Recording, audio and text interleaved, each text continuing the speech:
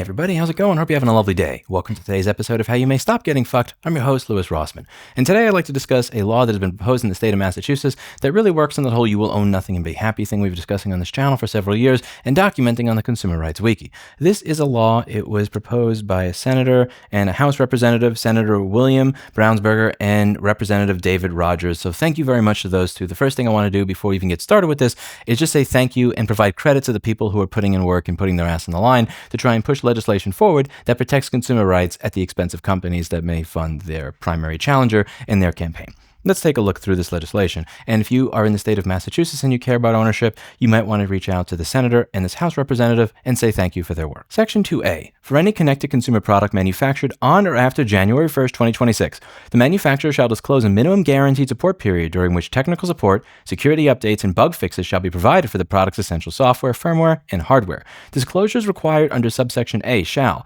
1. Be made at the point of sale where practicable. 2. Be displayed in a clear and conspicuous manner on the product packaging and on the manufacturer's website or on product-specific webpage. And 3. Specify the end-of-life date or length of support from the date of sale.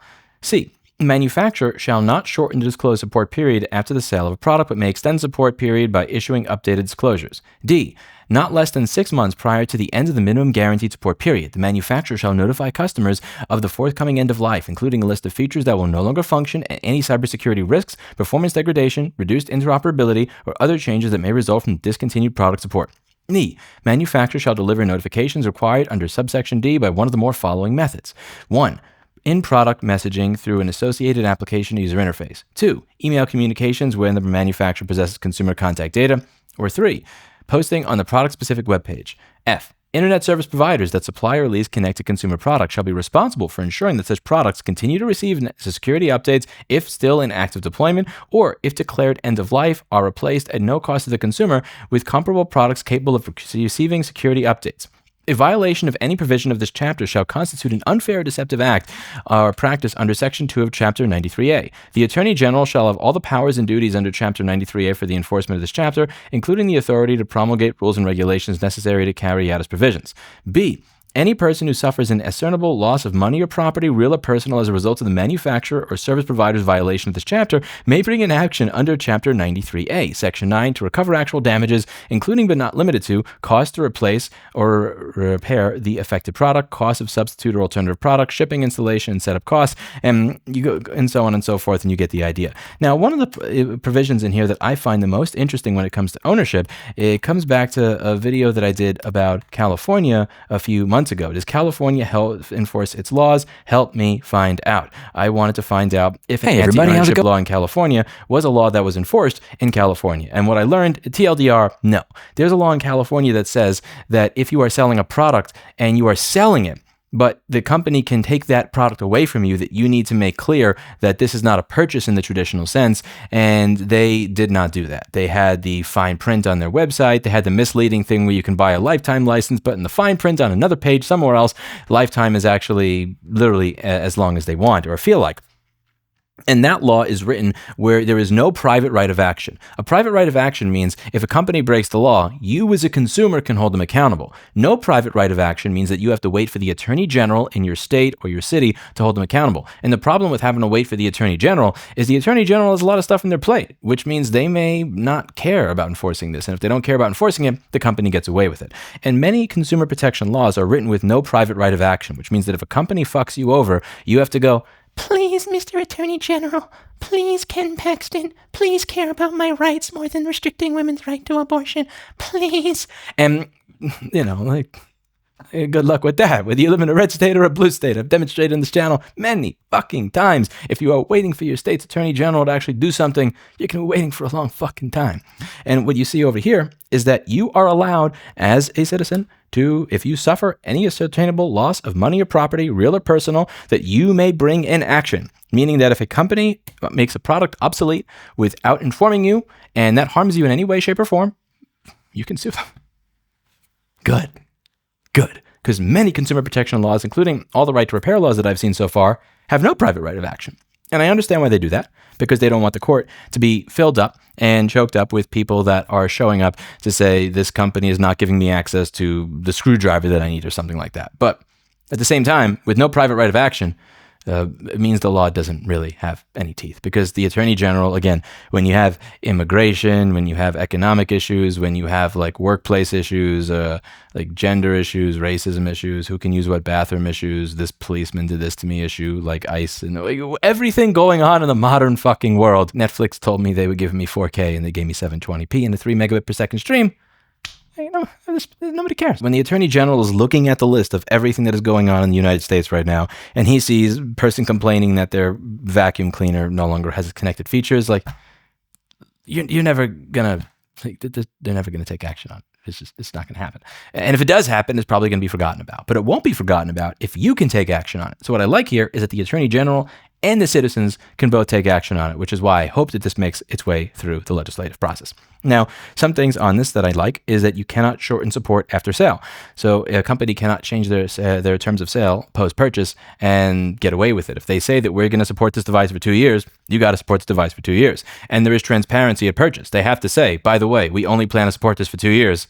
It probably won't work after 2 years. And now you as a customer can make an informed purchasing decision, because 99% of the people that buy these things that are cloud connected are not necessarily technically savvy enough to understand that what they are buying is a product that can have its access revoked at any given time. And that's very, very important. ISPs having to replace end-of-life equipment. If an internet service provider abandons a router or a modem, they say, like, we're not giving you security updates anymore, but you're still paying for it, that doesn't fly anymore. They have to replace it, or you can take action against them. And I imagine many people here in the United States would like nothing more than the ability to sue their ISP and actually be able to have some teeth with it. Now, one of the blind spots of this, in the loopholes, and the reason that I say that you're probably going to hear a lot of things about this that are not true, you're going to hear people say that this stifles innovation, how are the small companies supposed to comply with this and everything else.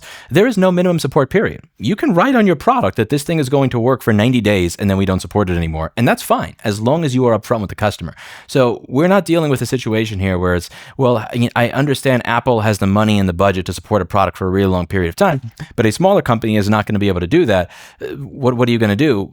The smaller company is just fine here, because they can literally say, we support the product for 5 months, and like, that's it. Under this law, there is no minimum support period necessary. The language says where practicable.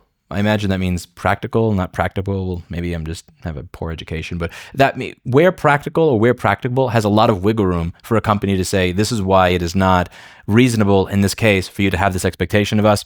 There's no expectation of open sourcing the firmware at the end of life. And this is a big thing that many of you talk about. If a company is going to abandon their product, cool. You can abandon the product all you want, but you need to give me access to the source code for the firmware and the software so that we can maintain that on our own. I think that would be a great thing for companies to do. And there are people that will say, well, you can't do that because we're using a library from this company that uses a library from that company. He uses a library from that person who has this agreement and everything else. And point taken, that is a complex web, but even that, there's no requirement for open sourcing firmware or software at end of life in the product. And this is only products that are made after January of 2026. This is as reasonable as it gets, in my opinion. Again, you're not requiring companies open source firmware. You have where practicable. There is no minimum support period. It's literally just asking the manufacturer to be honest. Here is how long we plan to support the product. Now, many people may say, well, what if I don't know how long I want to support the product for? I want to support the product while I'm printing money off of it. And when I stop printing money off of it, that's when I want to sell a new product and, and shitify this one. And, well, gargle my balls. I don't care at that point. You've gotten away with this shit for enough fucking time. If you put on the product, we plan to support it for 2 years, and you support it for 4 years, then this could be a good thing where people actually know, oh, wow, this company goes above and beyond their word. They said they would support it for 2 years, and they supported it for 4. I understand that you don't really know how to predict when you're going to make less money off the product and how you're going to be able to adjust your business model on the fly ahead of time. I get that.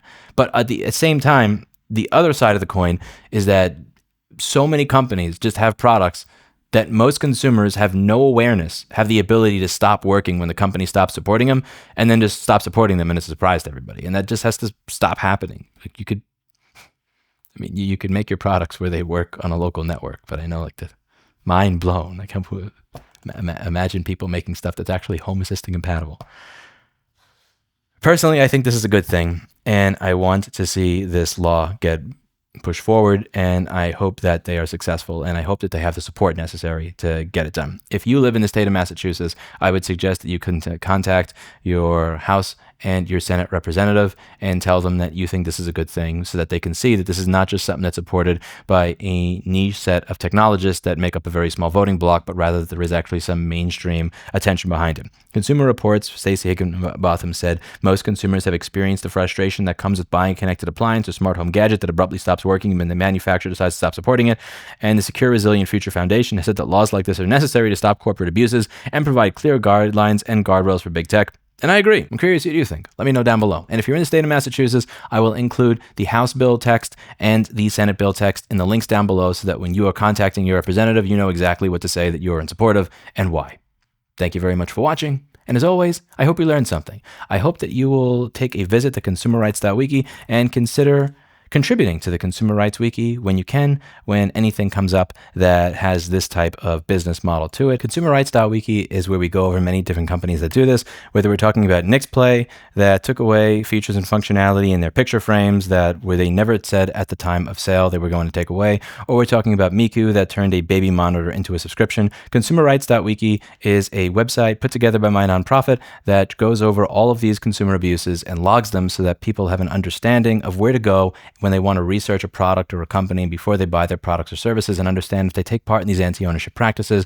We're trying to build this into the best repository of anti-ownership practices that there is. We want to log it all in one central place. We want to make it as easy as possible for journalists to cover all of the anti-consumer garbage that goes on nowadays, whether we're talking about garage door openers, baby monitors, or digital picture frames. I want you to be able to say that you own what you bought and paid for, and we are going to put in as much work as possible to ensure that that is the future that we live in. But I can't do it without the help of all of you.